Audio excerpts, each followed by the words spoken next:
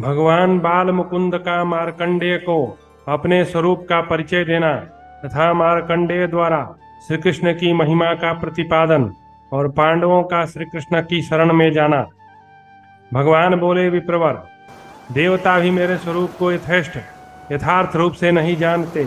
मैं जिस प्रकार इस जगत की रचना करता हूँ वह तुम्हारे प्रेम के कारण मैं बताऊंगा। ब्रह्मर्षे, तुम पितृभक्त हो, मेरी शरण में आए हो। तुमने महान ब्रह्मचर्य का पालन किया है। इन्हीं सब कारणों से तुम्हें मेरे साक्षात स्वरूप का दर्शन हुआ। पूर्व काल में मैंने ही जल का नारा नाम रखा था।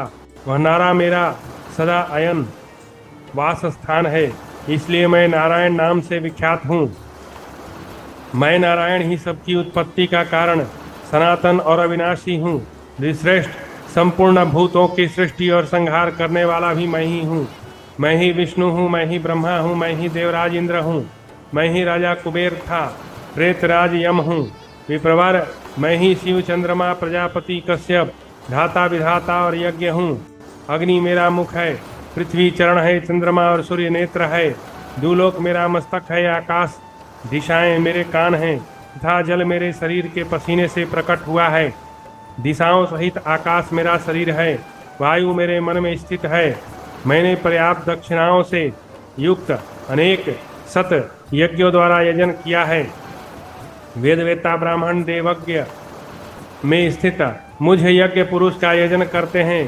पृथ्वी का पालन करने वाले क्षत्रिय नरेश स्वर्ग प्राप्ति की अभिलाषा से इस भूतल पर यज्ञों द्वारा मेरा यजन करते हैं। इसी प्रकार वैश्य भी स्वर्ग लोक पर विजय पाने की इच्छा से मेरी सेवा पूजा करते हैं।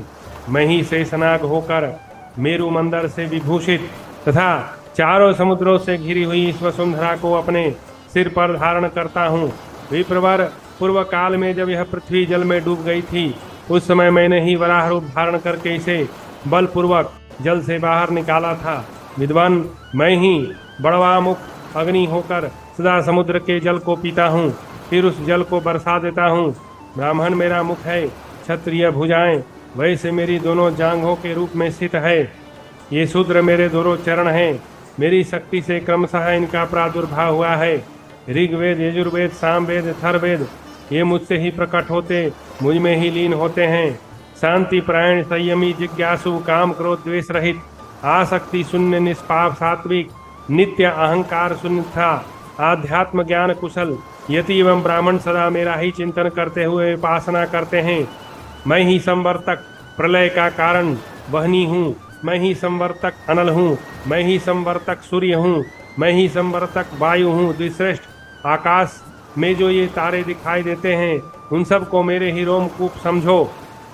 रत्नाकर समुद्र और चारों दिशाओं मेरे वस्त्र सैया और निवास स्थान जानो। मैंने ही देवताओं के कार्य की सिद्धि के लिए इनकी पृथक पृथक रचना की है। साधु शिरोमणि, काम क्रोध हर्ष भय और मोह, इन सभी विकारों को मेरी ही रोमावली समझो। ब्राह्मण, जिस शुभ कर्म के आचरण से मनुष्य को कल्याण की प्राप्ति होती है, वे सत्य, दान, उग्र तपस्या और किसी भी प्राणी की हिंसा न करने का स्वभाव, ये सब मेरे ही विधान से निर्मित हुए हैं, मेरे ही शरीर में विहार करते हैं।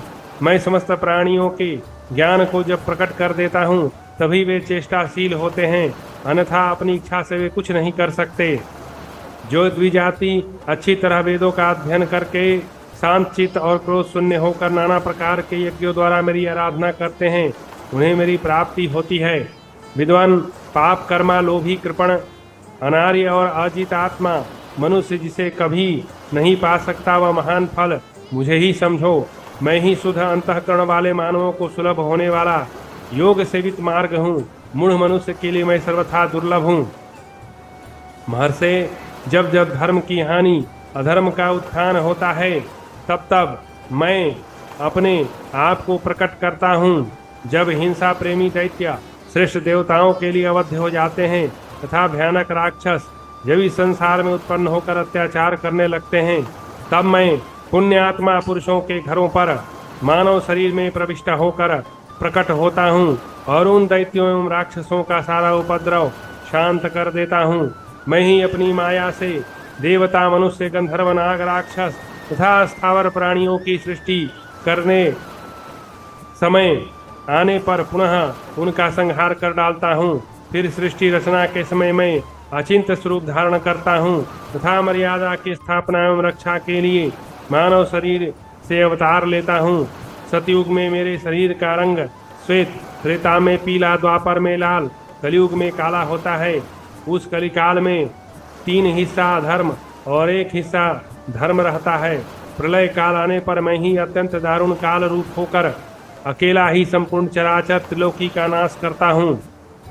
मैं तीनों लोकों में व्याप्त संपूर्ण विश्व का आत्मा, सब लोगों को सुख पहुँचाने वाला, सबकी उत्पत्ति का कारण, सर्वव्यापी अनंत इंद्रियों का नियंता और महान विक्रमशाली हूँ।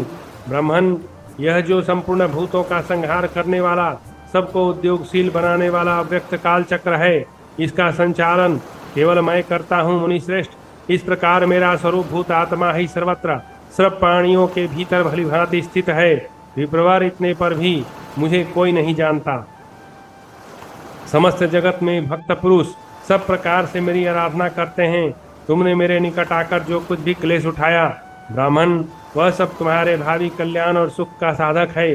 अनग लोक में तुमने जो कोई भी स्थावर जंगम पदार्थ देखा है, उसके रूप में सर्वथा मेरा भूत भावन आत्मा ही प्रकट हुआ है। संपूर्ण लोकों के पितामह ब्रह्मा मेरा आधा अंग है। ब्रह्मर से मैं शंख और चक्र और गदा धारण करने वाला विश्वात्मा नारायण हूँ। सहस्र युग के अंत में जो प्रलय होता है, वह जब तक रहता है तब तक सब प्राणियों को महानिद्रा रूप माया से मोहित करके मैं जल में शयन करता हूँ। मुनिश्रेष्ठ, यद्यपि मैं बालक नहीं हूँ, तो भी जब तक ब्रह्मा नहीं जागते तब तक सदा इसी प्रकार बालक रूप धारण करके यहाँ रहता हूँ। विप्र शिरोमणे, तुम ब्रह्मर्षियों द्वारा पूजित हो। मैंने ही ब्रह्मा रूप से तुम्हारे ऊपर बार बार संतुष्ट हो तुम्हें अभीष्ट वर प्रदान किया।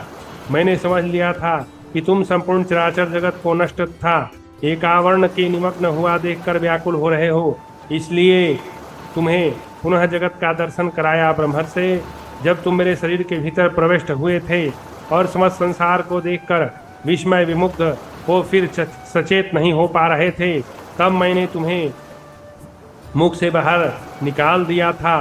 ब्रह्मर से इस प्रकार मैंने तुम्हें अपने स्वरूप का उपदेश दिया, जिसका जानना देवता और असुरों के लिए भी कठिन है। जब तक महा तपस्वी भगवान ब्रह्मा का जागरण न हो, तब तक तुम श्रद्धा और विश्वास पूर्वक सुख से विचरते रहो। द्विजश्रेष्ठ, सर्वलोक पितामह ब्रह्मा के जागने पर मैं उनसे एकीभूत हो समस्त शरीरों की सृष्टि करूंगा। आकाश, पृथ्वी, अग्नि, वायु, जल का तथा इस संसार में जो अन्य चराचर वस्तुएं अवशिष्ट हैं, उन सब का निर्माण करूंगा। मार्कंडेय जी कहते हैं, तात युधिष्ठिर, ऐसा कहकर वे परम अद्भुत देवता भगवान बाल मुकुंद अंतर ध्यान हो गए। उनके अंतर ध्यान होते ही मैंने देखा कि यह नाना प्रकार की विचित्र प्रजा ज्यों की त्यों उत्पन्न हो गई है। संपूर्ण धर्मात्माओं में श्रेष्ठ भरत कुल तिलक युधिष्ठिर, इस प्रकार उस प्रलय काल के आने पर मुझे यह आश्चर्यजनक अनुभव हुआ था। नरश्रेष्ठ, पुरातन प्रलय के समय मुझे जिन कमल दल लोचन देवता भगवान बाल मुकुंद का दर्शन हुआ था, तुम्हारे संबंधी ये भगवान श्री कृष्ण वे ही हैं। कुंती नंदन, इन्हीं के वरदान से मुझे पूर्व जन्म की स्मृति भूलती नहीं। मेरा दीर्घकालीन आयु और स्वच्छ छंद मृत्यु भी इन्हीं की कृपा का प्रसाद है। वे वृष्णि कुलभूषण महाबाहु श्री कृष्ण ही, वे सर्वव्यापी अचिंत्य स्वरूप पुराण पुरुष श्री हरि हैं, जो पहले बालक रूप में मुझे दिखाई दिए थे। यही यहाँ अवतीर्ण हो भांत भांति की लीलाएं करते हुए से दिख रहे हैं। श्रीवत्स चिन्ह जिनके वक्ष स्थल की शोभा बढ़ाता है, वे भगवान गोविंद ही इस विश्व की सृष्टि पालन संहार करने वाले सनातन प्रभु और प्रजापतियों के भी पति हैं। इन आदि देव स्वरूप विजयशील पीताम्बरधारी पुरुष वृष्णि कुलभूषण श्री कृष्ण को देखकर मुझे इस पुरातन घटना की स्मृति हो आई है। कुरुकुल श्रेष्ठ पांडवों, ये माधव ही समस्त प्राणियों के पिता माता हैं, यही सबको शरण देने वाले हैं। अब तुम सब लोग इन्हीं की शरण में जाओ।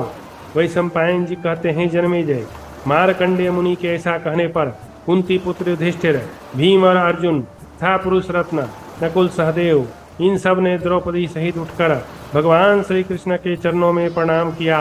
नरश्रेष्ठ, फिर सम्माननीय श्री कृष्ण ने भी इन सब का विधि पूर्वक समादर करते हुए परम मधुर सांत्वनापूर्ण वचनों द्वारा इन्हें सब प्रकार से आश्वासन दिया।